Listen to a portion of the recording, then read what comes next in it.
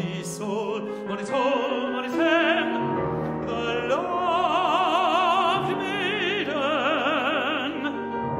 and peace shall come, and peace shall come at her highest control.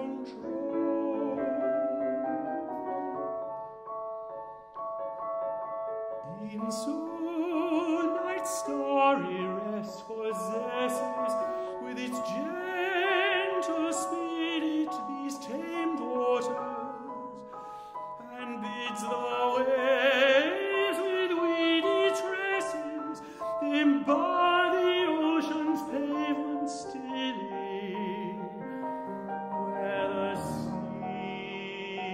seagulls lie.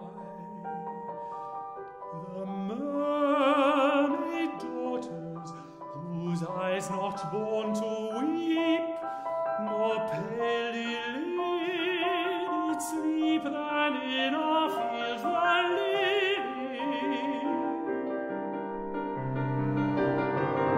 and sighing in their rest, more sweet than is their breath, and quiet as its death upon a lady's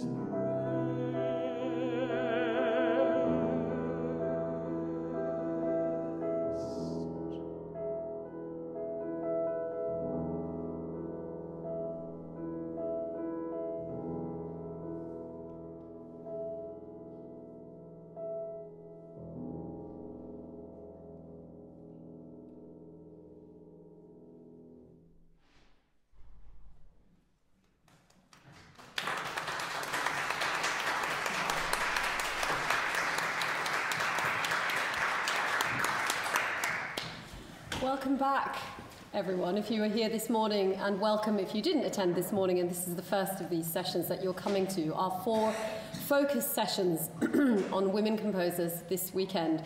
The first thing I have to say is that there are very few singers on this planet who would do what James has just done, which is finish one recital and then come and do this for us. So I'm extremely grateful to you for doing it, and what a fabulous start that was. We are being very naughty and using Britain as a springboard or wallpaper, perhaps, to start our discussion of Maconchy this afternoon, which may be the only time in your life that Britain is used as wallpaper for someone else.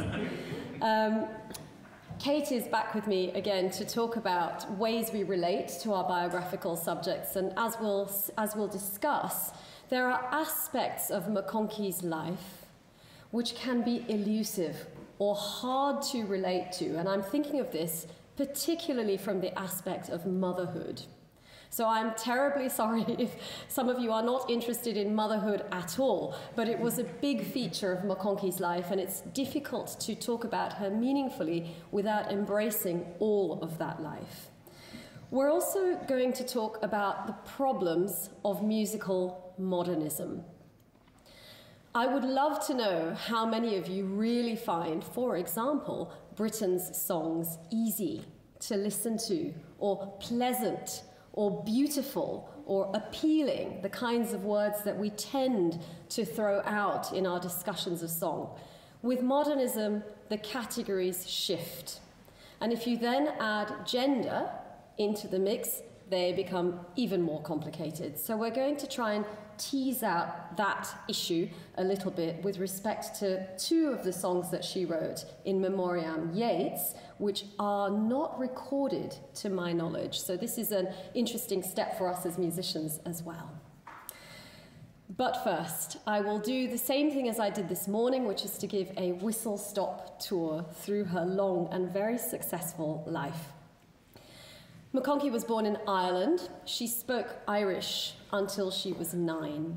She then came to London and studied at the Royal College. Well, she had music lessons and then studied at the Royal College of Music, where I'm happy to say that she was very happy in the 1920s. She was well supported by Vaughan Williams. She had a very tight circle of musical friends, female composers all, who maintained those relationships her whole life.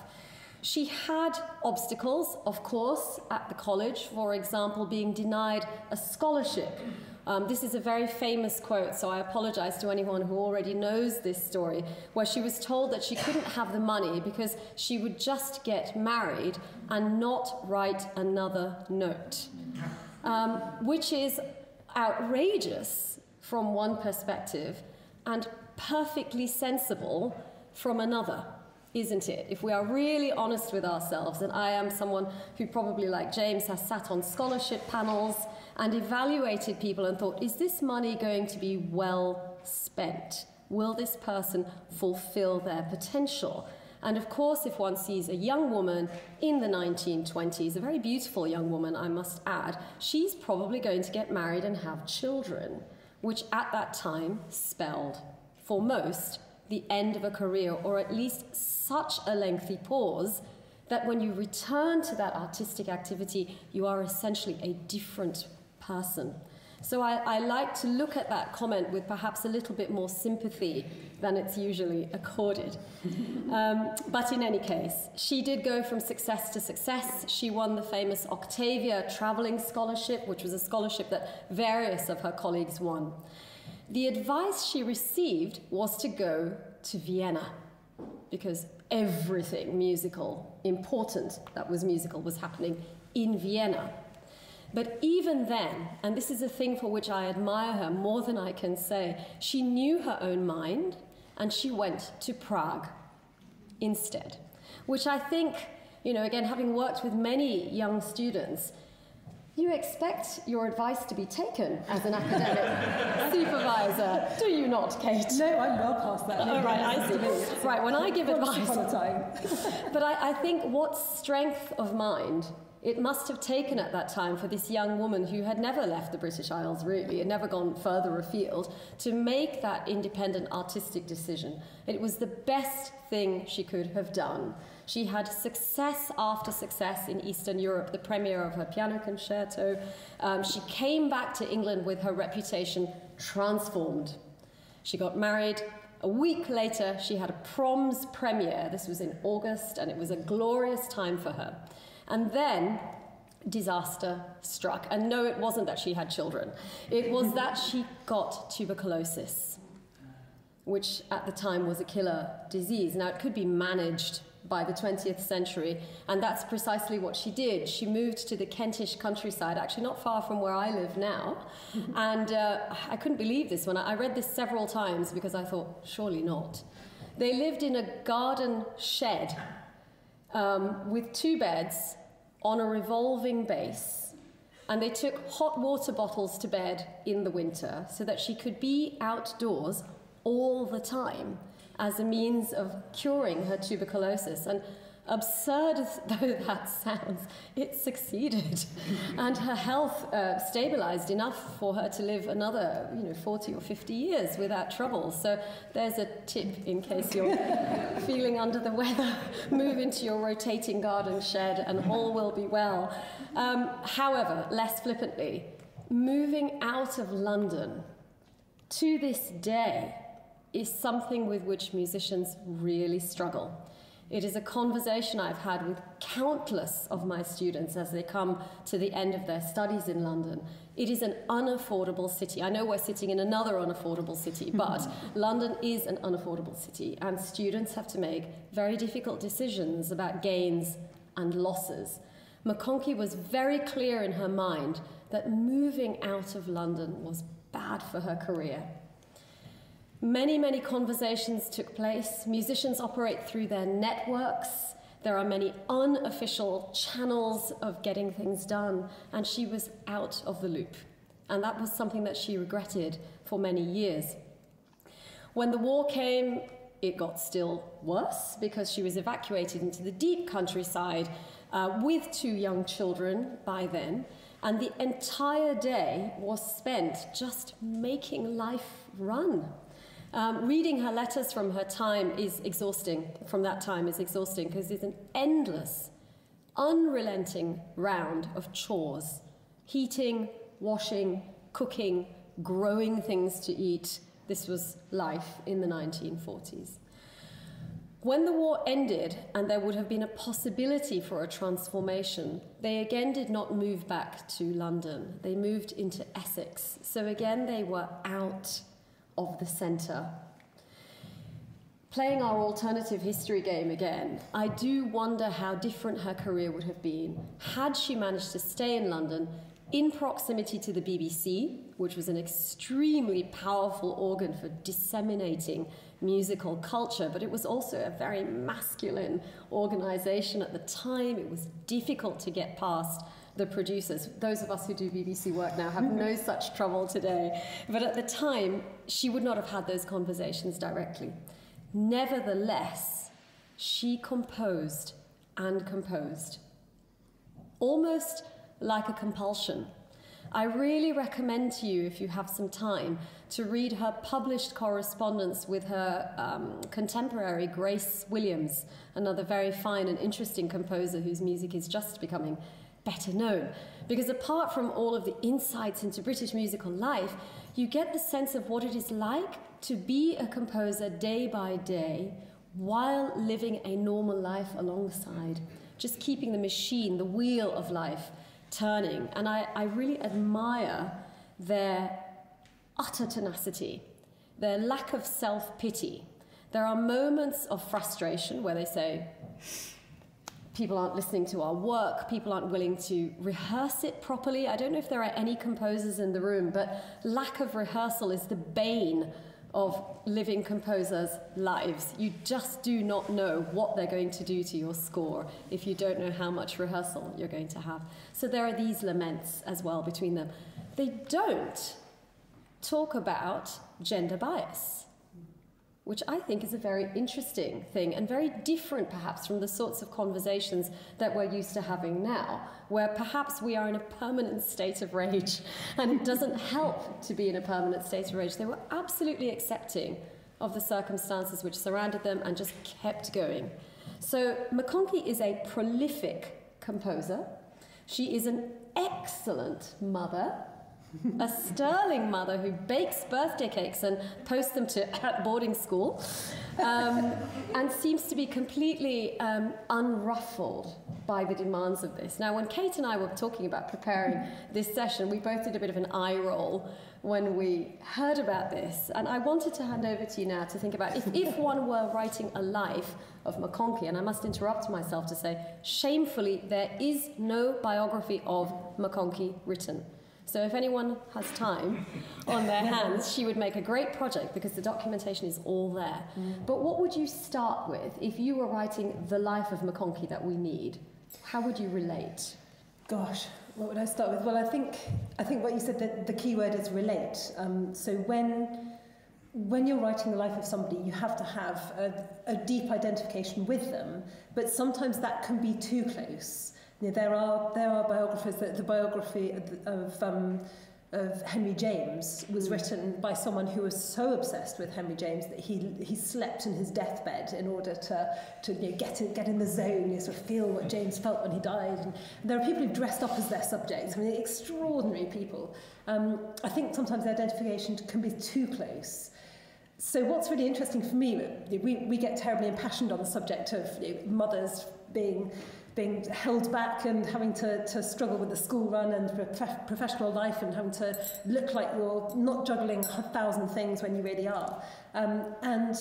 And the danger of that is that you end up writing your own life onto somebody else's. So probably somebody like me, who is perpetually failing to bake the cakes and is having to buy tray bakes in Tesco's and sort of rough them up a bit and pretend that you made them for the cake sale, is probably absolutely the wrong person to write Maconchy's biography. Because, as you say, we are now so aware of gender bias, and we're talking about it from a perspective of irritatingly soapbox rage sometimes, because it's too close to home.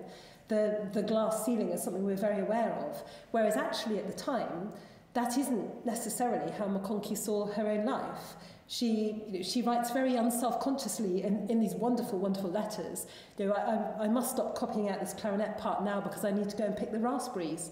And Nicola Lefanu, the wonderful composer who is her daughter, remembers that they never had shop-bought jam in the house ever. It was always homemade. And I've never successfully made jam, ever, and I probably never will.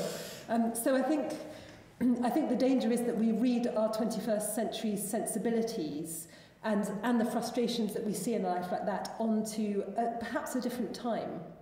But absolutely the courage in her life and the independence and the determination against a system that doesn't give you the scholarships, against publishers like Boosey and Hawkes who say, well, despite the fact that she's had this enormous triumph in 1930 in the proms with this extraordinary piece, The Land, that Henry Wood conducted for her, that we won't publish her works, apart from we'll just take a handful of a few songs, because women shouldn't write great big orchestral pieces.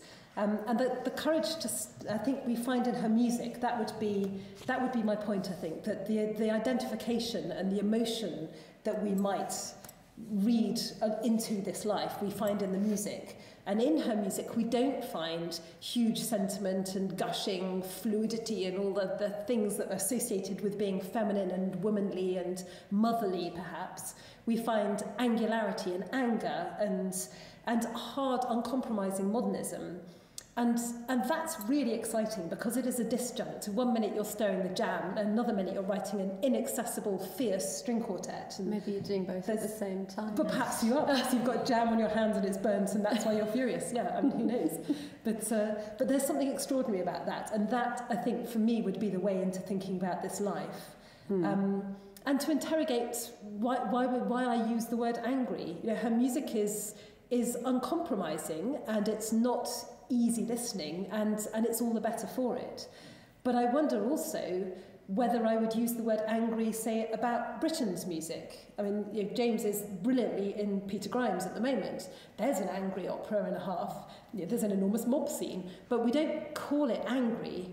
And whereas Maconchy, we will too easily go to angry. It's angry music.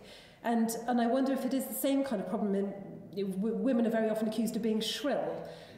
Or strident. These are words that tend to be associated with women. Perhaps we would do better to use Maconchy's own description of her work, as she saw music as an impassioned argument. And I think this is a wonderful phrase, the idea that a quartet is in dialogue, it's in discussion, it's with a sense of passion, sort of puzzling out these ideas and bouncing off each other. And there's something much more creative about an impassioned argument, just as there is something creative as well as very dull and onerous about motherhood and stirring jam and all these things. And so this kind of fierce creativity that she has would perhaps be the way in which I might work out a way of putting the two sides of her life in dialogue with each other. That's an interesting thing to think about. If you have time at the end and are interested in talking about this, I do think that this question of how to write women's lives shifts from generation to generation. So it would be very interesting to hear your own thoughts at the end about who should be writing this life and how. Before we move to some music, I did want to just underline, though, the need for more scholarly engagement as well as more musical engagement with Maconchy. There remain quite a number of songs which are unrecorded, which is astonishing for a figure who is so important to British 20th century music. What are we waiting for, would be my question. At the very least, as a document, the way one has a catalogue, a starting point from which then musicians can easily select songs for performance. But that hasn't happened. We don't have a complete edition of all of her composed music, which is equally astonishing. We don't have access to the scores. When I did a search, when you write about someone, for those of you who don't know about how this works, when you want to write about someone, you have to do a literature review, and you put in a search into this fabulous search engine, and you look at the number of hits that you get. So when I put Maconchy into my music search engine, I got 107 hits. So that means there are 107 pieces of scholarship about her. Some of those will also be translations. To, I feel, our shame as a nation, the biggest study on Maconchy was published in Austria, by an Austrian colleague of mine, which I thought didn't reflect terribly well on us. Now, if I do the same search with someone like William Walton, I get 10 times more results. I get over 1,000 hits. And if I do the search with Britain, you start going into the many thousands. And I almost thought I would plot that for you as a pie chart or a graph so that you could see visually how small a proportion of our attention is taken up by someone who was undoubtedly a hugely important figure in British music. Apart from anything else, there are 14 string quartets and they are dazzling. So even if you hear the songs that we're about to hear now and you think, ooh, that's hard work, I do recommend the string quartets if you are a chamber music person. They are engrossing, labyrinthine, hugely rewarding. But let us hear these two songs that James and Keval have prepared. And these are the second and third of the 3 songs in memory of W.B. Yeats. Oh, I have... no, we'll come to Nicola in a moment, I think. Shall we have Nicola first and then sing? Would that be better? Apologies, I didn't remember that I'd put this slide in this order. Nicola Lefanu is Elizabeth Maconchy's daughter, her younger daughter, and a very successful composer in her own right. And James knows her, and you know her as well, Kate. And we were speculating on how difficult it must be to be Nicola Lefanu. One has to fight for one's own music as a woman in an establishment which is still gender-biased. One has to fight for one's mother's music because she was a famous mother. And then British music altogether has a bit of a reputational problem, which probably needs a different discussion. But I asked Nicola to talk about her mother's songs, and again was struck by the fact she doesn't talk about gender at all. So let's listen to what she has to say, and then we'll hear the songs. Fascinating things about my mother's choice of poets was that when she was a student, when she was very young, she chose to set John Donne and Jeremiah Hopkins. And then she didn't work with those poets again for years and years and years, and returned to them as a mature composer, and they became very important to her. So that there are the early Donne motets from when she was in her 20s, and then the wonderful Donne songs which she wrote for Peter Pears, some nearly 30 years later, at least, nearly 40 years later. And similarly, Jeremiah Hopkins, who I think was the poet who perhaps meant more to her than any other. It's hard to say that, because I know there were a number of poets, perhaps particularly some of the poets with Irish connections, who meant a great deal to her. But Mary Hopkins seemed to exert a particular spell. And it has been commented that it is odd that my mother particularly chose poets who are known to be active Christians, when she herself was not. She was probably agnostic, if not atheist. But I think there are a number of reasons why she was drawn to those texts. And I think particularly in the case of Mary Hopkins, it wasn't really the meaningless sort of semantics of the poem. What grabbed her about the poem was its sound. She talks about the sound world. This was a long conversation that I had with Nicola, so I edited out slightly. I want to drop into your heads, we won't dwell on them now, but this issue of Irishness, which is a recurring theme in Maconchy studies, and then also this question of, do you have to set poetry that you agree with? What is it that makes you set poetry? Why is she drawn to religious poetry, which is in a way a similar question to what you and I are talking about? Does one have to empathize deeply with the biographical subject in order to write that life? There's a wonderful phrase that Gerald Finzi uses when he describes his relationship to poem as being a creative identification. And it's a little bit like an impassioned argument. It's one of these really lovely ideas that you have a creative identification with a poem. You step into the shoes of the poet, and through their eyes and through their words, you create something new and other, but that is building on poet. And it's very interesting, this piece in the Proms, The Land, where she's using Vita Sackville-West's very large sort of narrative poem about sort of landscape, British landscape, but she doesn't use any words. It's an orchestral piece, so she is it is a creative identification with text that turns into something else. And that seems to be an extension of what Nicola's saying. That's a lovely example. She continued, and I've edited out some, but I kept a few. The formal shape of poetry is important to her also. The way a poet has constructed his text or her text, usually in her case, interestingly, his text. I was able to choose her poems from really quite a wide source, because my parents had a big library of poetry. My father was a very literary person. Most of the songs date from after she met him. They met in 1928 and married in 1930. And he translated for her. He translated from the Irish, but more particularly he translated from the classics, because he was a classicist. So the song cycle of the Garland is his translations.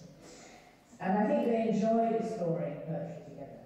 I kept that clip in because I love the idea of her living within a creative partnership. It's not that she had to fit her work around a person's needs, but that their needs were not identical, but had a rather wonderful synergy. He was a librarian himself and a classicist, as Le Fanu says.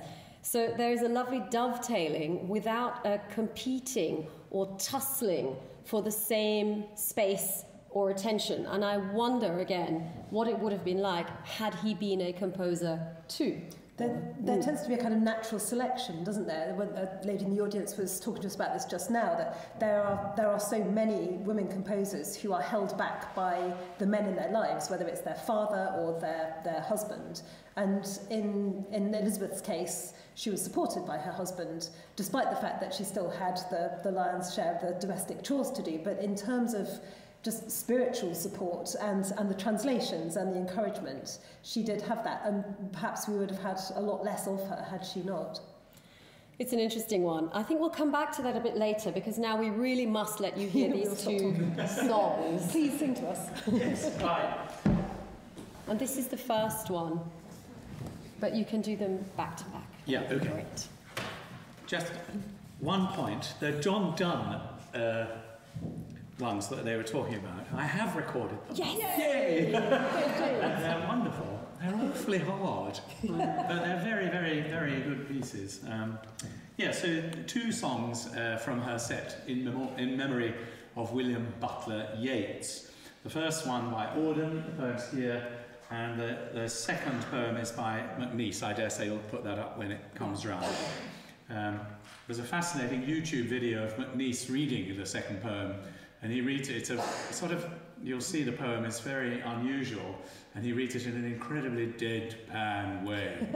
And it's quite interesting because he has quite a posh English accent, but you can hear still the Ulster twang coming through just occasionally, and I wonder whether that was important for Elizabeth Maconchy. So here we go.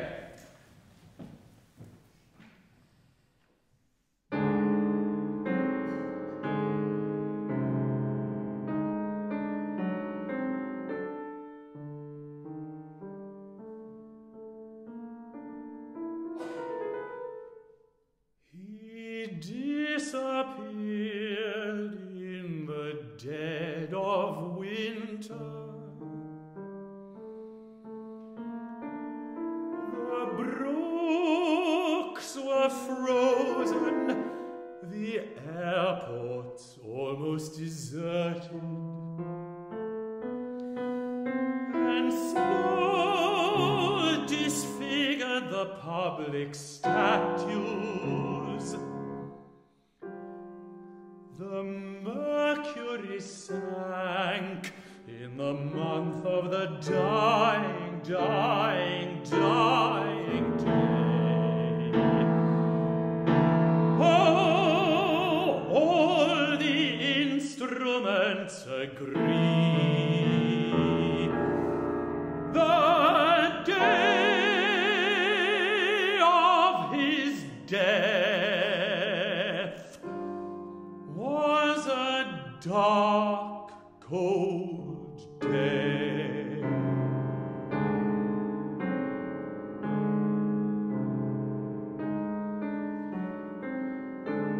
But in the importance and noise of tomorrow, when the brokers are roaring like beasts on the floor of the bourse, the poor have the sufferings to which they are fairly accustomed, and each in the cell of himself is almost convinced of his freedom.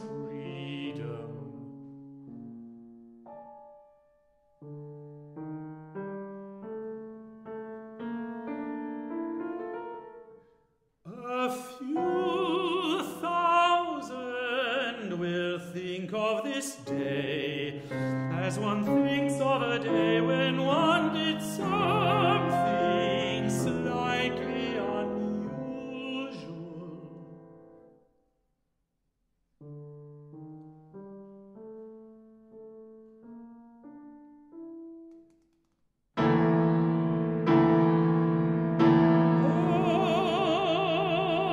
All the instruments agree. The day of his death was a dark, cold day.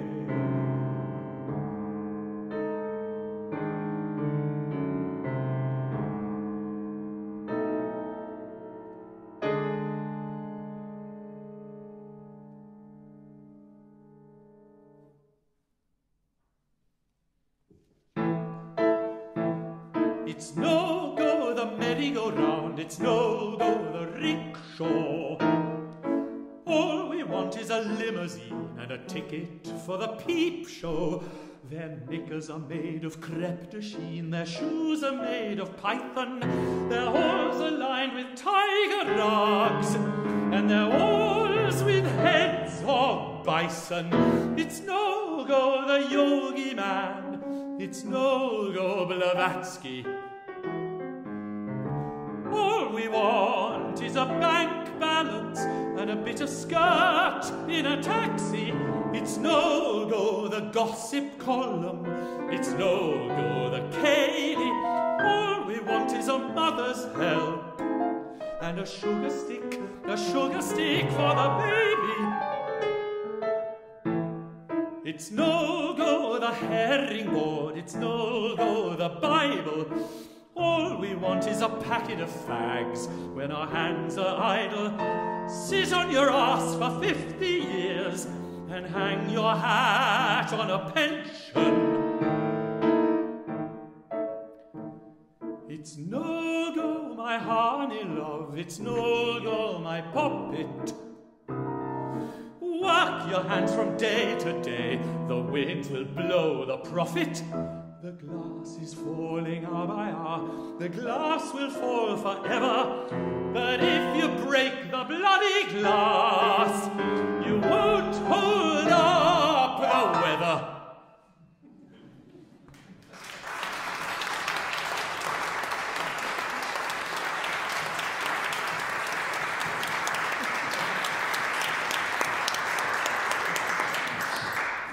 Goodness. When Keval and James were preparing these songs, we had a bit of an exchange. And can I ask you, while James, there's water for you, by the way, if you want, while James is recovering himself. You said, I think, that they were quite hard-going, expressively, as well as in other ways. I mean, you know, the fact that they're technically difficult is not the problem. Most musicians are trained to take technical difficulties in their stride. The difficulty here lies elsewhere. And first of all, you know, I love my shows of hands. Who liked the songs? You might be too polite to say if you didn't. I think they're too polite. Well, many of you have responded very positively, which is great. But I think when I first heard them workshopped, I was not sure at all.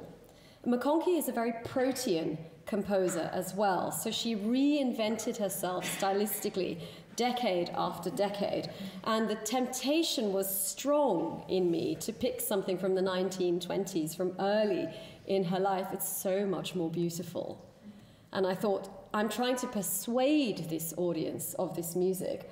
Dare we take the risk of presenting music which is so aggressive, so cynical, and so bitter, that also mentions topics that we do not think of as belonging to song: mercury, stock markets, all of these symbols of modernism. This is very much a modern world in song. Can I hand over to you just for a moment to talk about how you have worked your way, both of you, around this repertoire? So I think for me the immediate challenge was that in so much of the 19th century song repertoire, which is the stuff that we sort of our bread and butter, the relationship between words and music is quite obvious a lot of the time, or at least there's an entry point which is obvious. You can see how images in the poetry are being reflected in sound, and so you can build an imaginative world quite straightforwardly, I think, and the entry point is quick.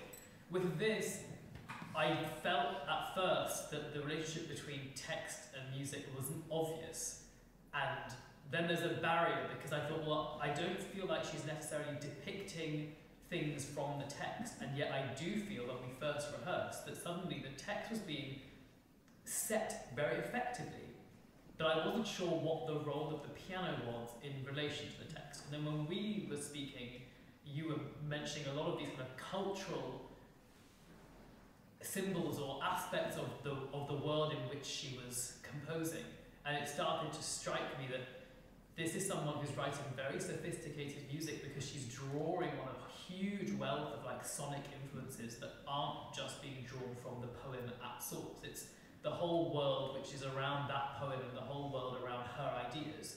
So we discussed, like you was talking about ideas of factory sound or machine sound, and again how aspects of modernism and sonic modernism in all its forms are actually wending their way into her world.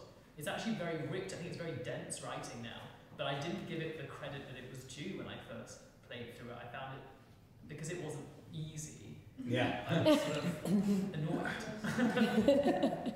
Is it worth mentioning politics? I mean, it seems that her music is political with a capital P, that she's clearly got something she wants to say through the medium of music and to persuade people. You know, why has she chosen to set a poem like this that is so bitter and lamenting the impoverishment of the working class, and it absolutely puts that centre stage, and I find that really fascinating with a composer, that they're not that their sort of political beliefs are not separate from their musical language. It is absolutely all of one. But Britten and Auden think about this and write about this all the way through the 30s, don't they? And Auden talks about the responsibility, as does Britten, of a composer, of an artist, to respond, to speak out, to make the private public.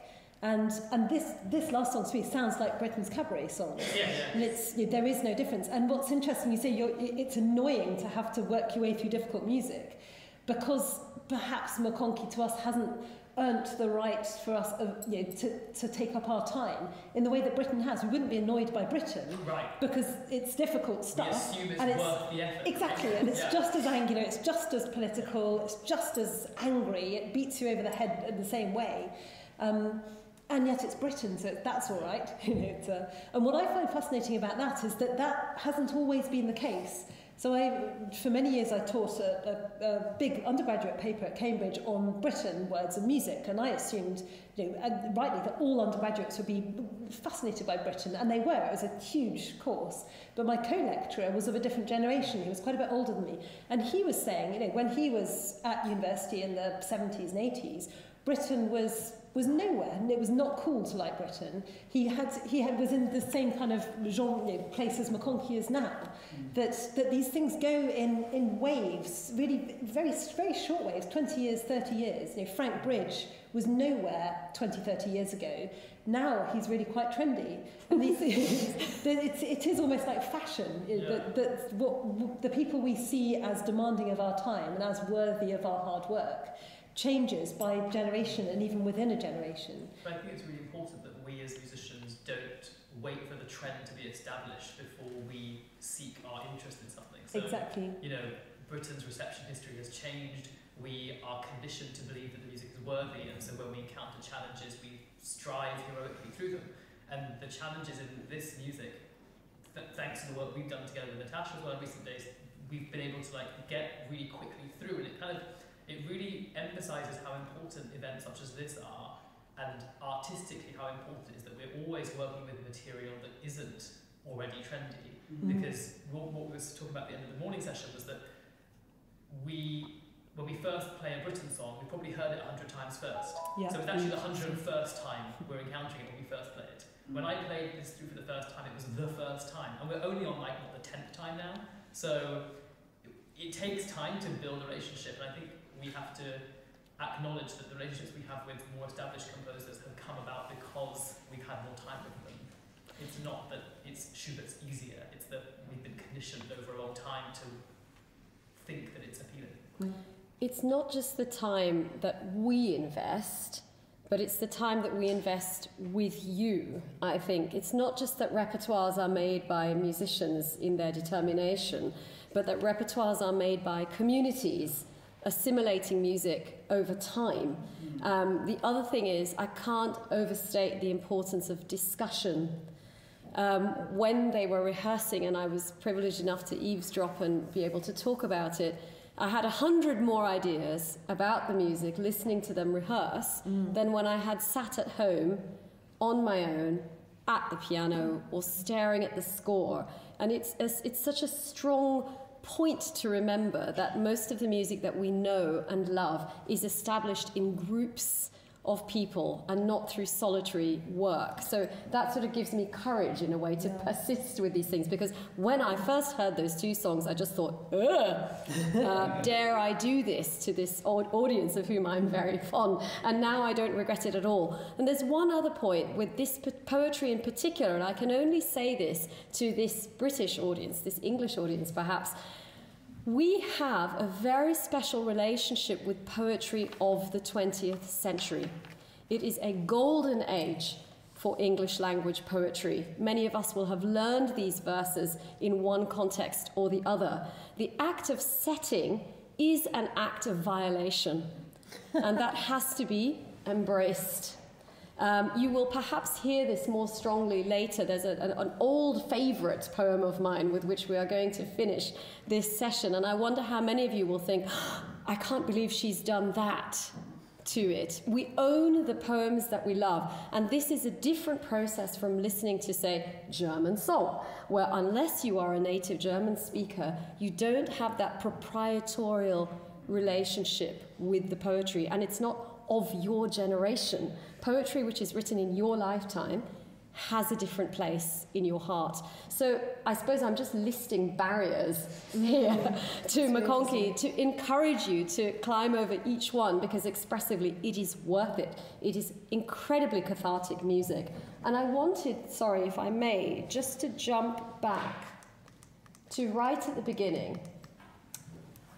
When James said that he wanted to sing this song, I thought, what a fabulous choice. This is a great song. It will galvanize the crowd to start the session.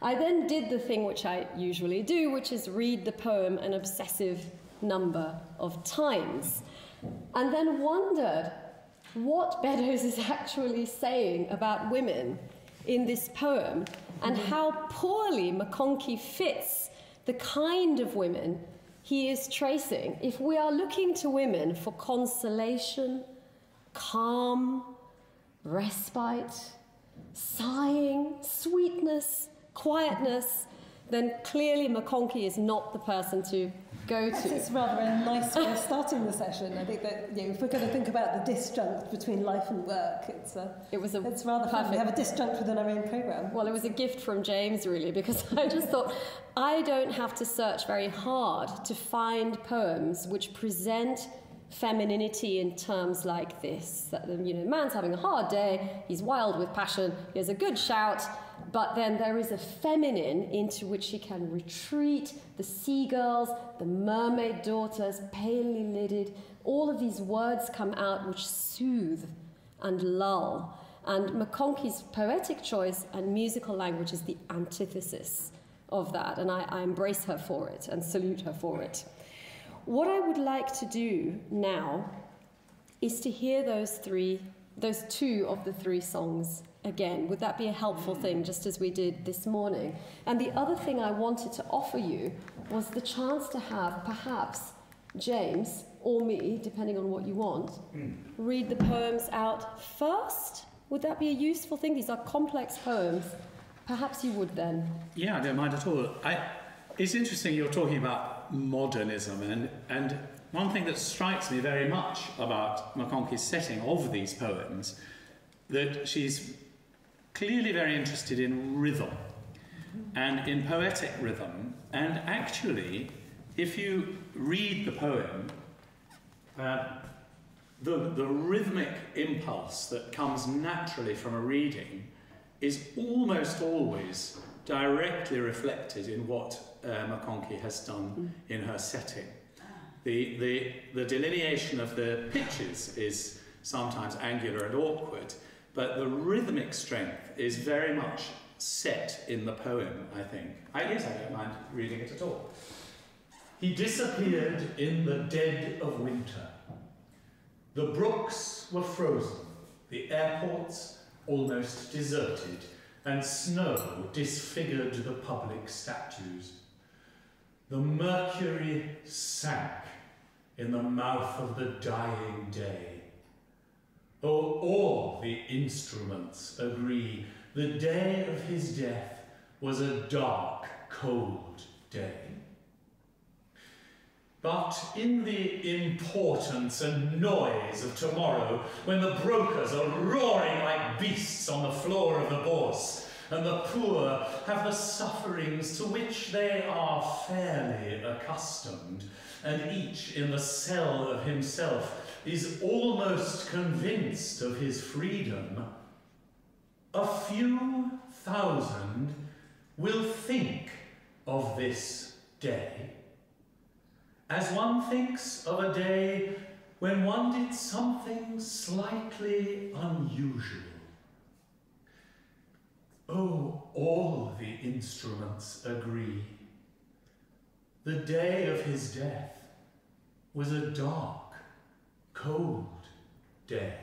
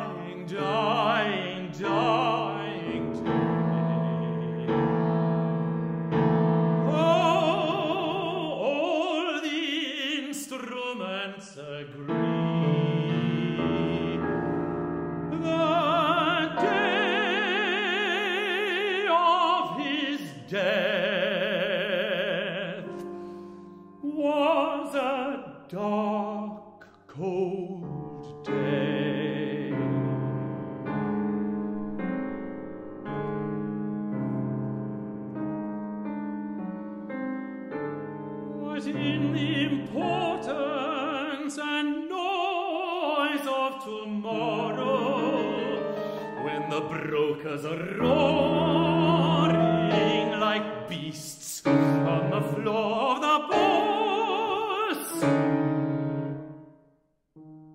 and the poor have the sufferings to which they are fairly accustomed, and each in the cell of himself is almost convinced of his freedom.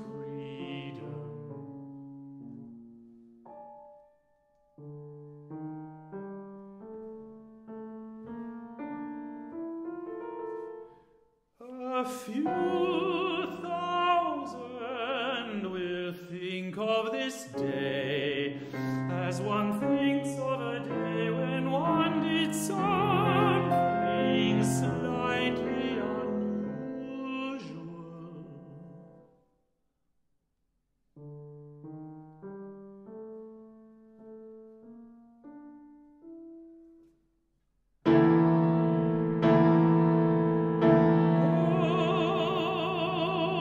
All the instruments agree. The day of his death was a dark, cold day.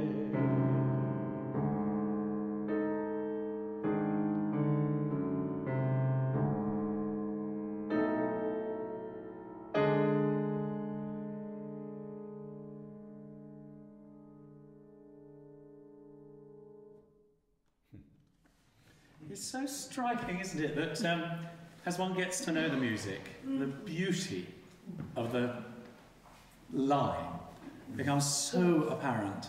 And that's something we haven't really talked about, is that No. actually there is a melodic beauty and a lyricism. It's Yes. not just all about angles and fierce modernism Yes. and spikes. There's I mean, something modernism, classically, one thinks of talking about only colour, that somehow the note itself imbues any pitch with a colour.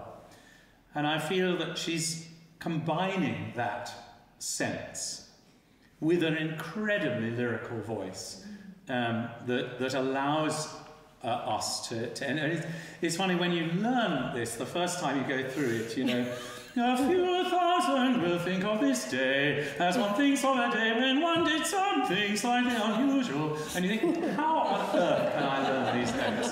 And it's a nightmare. But actually, once you've sort of become accustomed to the language, it just makes sense. And I noticed that with her John Donne settings too, that they were jolly difficult to learn and demanded a lot of time and effort. But once it was sort of in the blood, it seemed to flow much more. Do you want the other one as well? Sorry, I was stopped.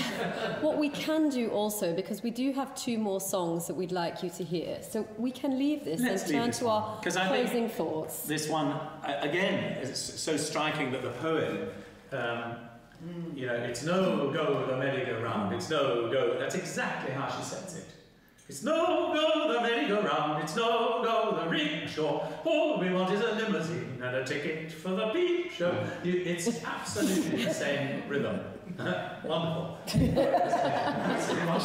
He wrote it after visiting the Western Isles and seeing the decaying rural life as everybody was moving to Glasgow, and he was very struck by the loss and what people are giving up in order to become centred in the cities, you know, and that this line, sit on your ass for 50 years and hang your hat on a pension, and it's all for nothing, and it's this awful sort of sense of the disconnection from real life, from connecting with the earth and with the sky and with the sea.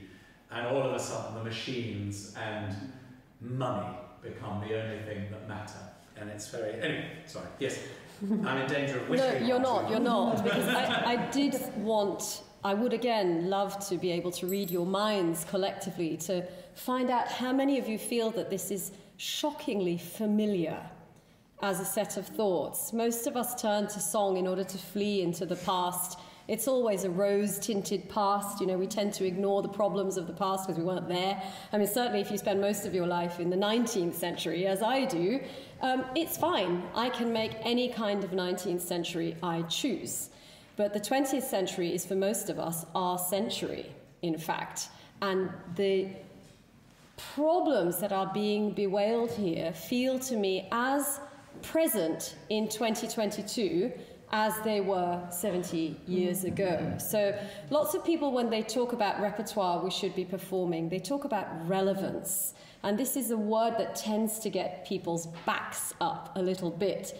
I think, though, there is a point to hearing music like this regularly to remind us that musicians can do that cultural, political, social work through their art. And it's something very particular to song, of course, isn't it? Yeah. Because words are direct signifiers in the way that a string quartet isn't. It's quite hard to make a string quartet relevant, whatever that even means. It can speak to you and it can move you emotionally, and that in itself is a very useful and beautiful and wonderful thing. But poetry that is directly of its time, that is of a time that hasn't yet finished.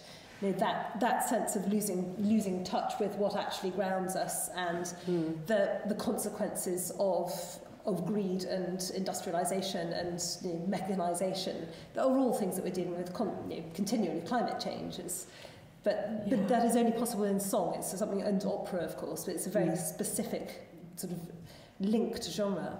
And I want to just bounce off James's point that the line for you is so difficult. It feels to me like, as a string player, it feels like these are bow crossings, sort of string crossings a lot of the time. Then she's writing as an instrumentalist and writing as somebody who writes for orchestra, and the colours and the piano parts are incredible.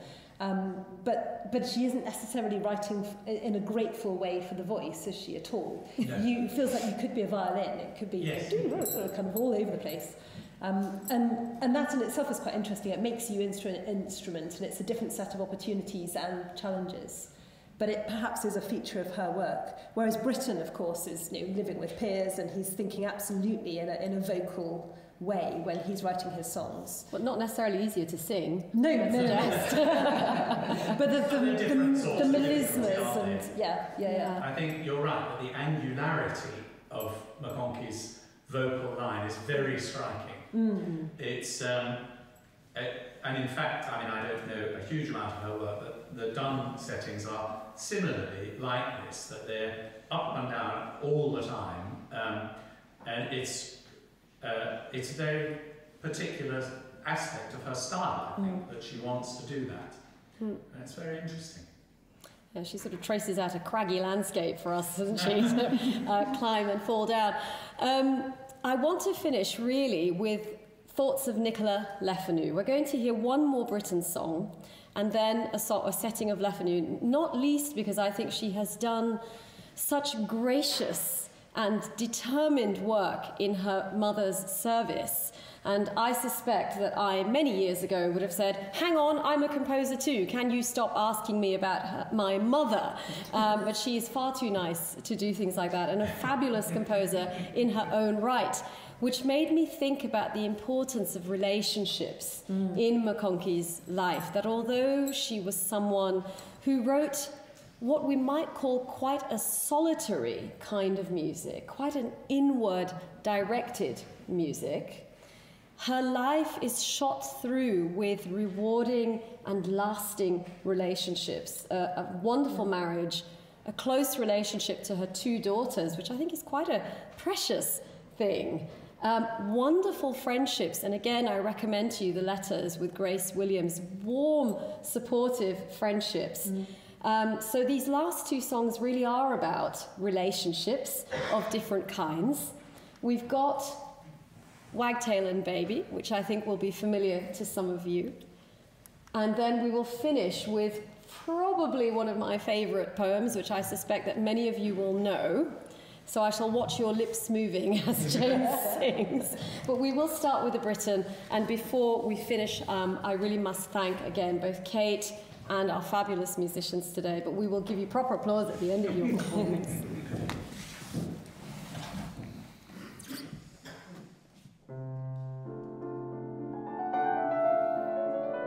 A baby watched a ford where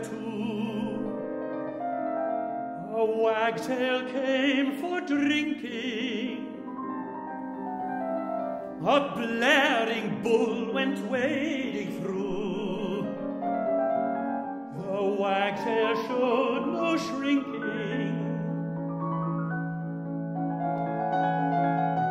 A stallion splashed his way across, the body nearly sinking.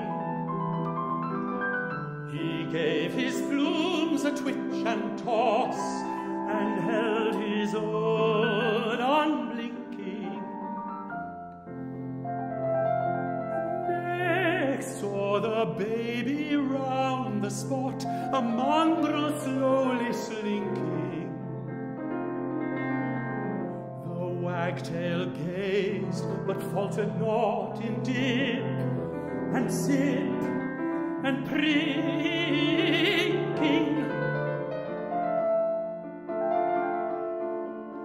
A perfect gentleman then kneeled. The wagtail in a winking with terror rose and disappeared. The baby fell a-thinking.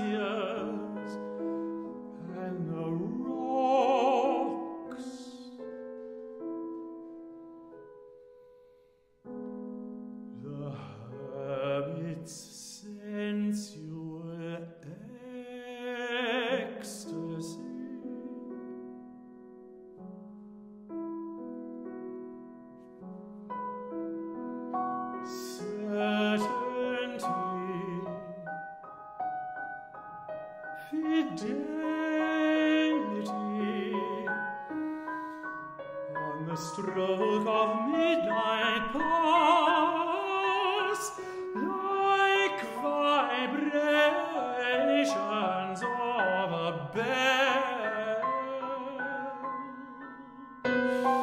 fashionable madmen raise their pedantic, boring cry.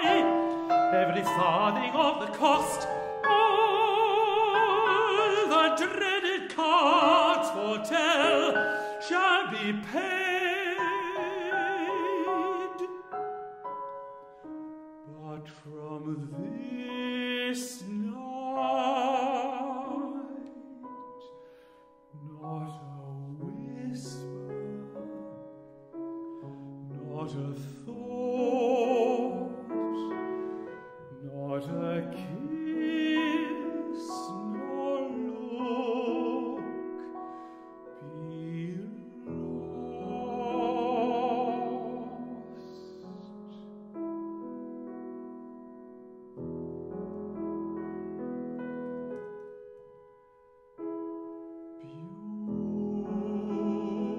Beauty, midnight vision dies.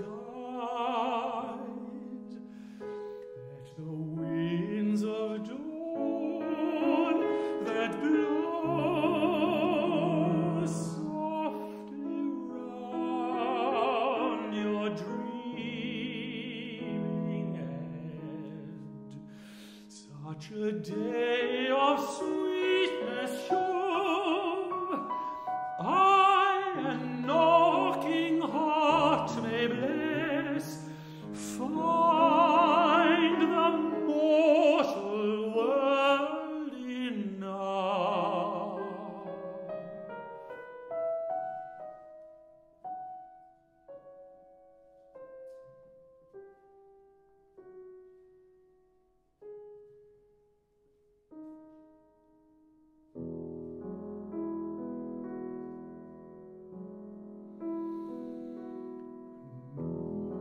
Moons of dryness see you fed by the involuntary powers. Nights of insult, let you pass.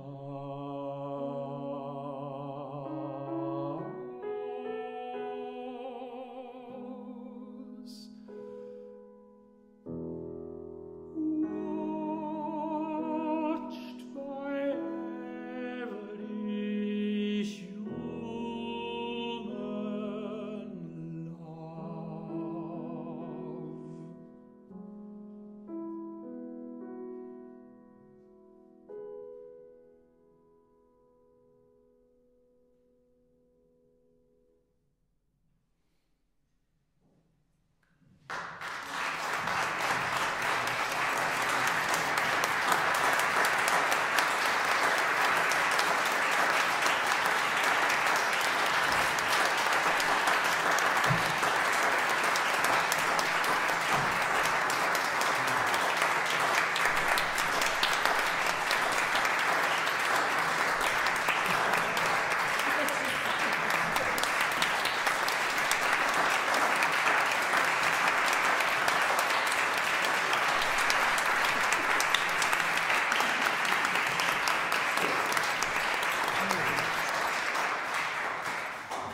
Thank you, everyone, and hopefully see many of you tomorrow afternoon for the next stage of this.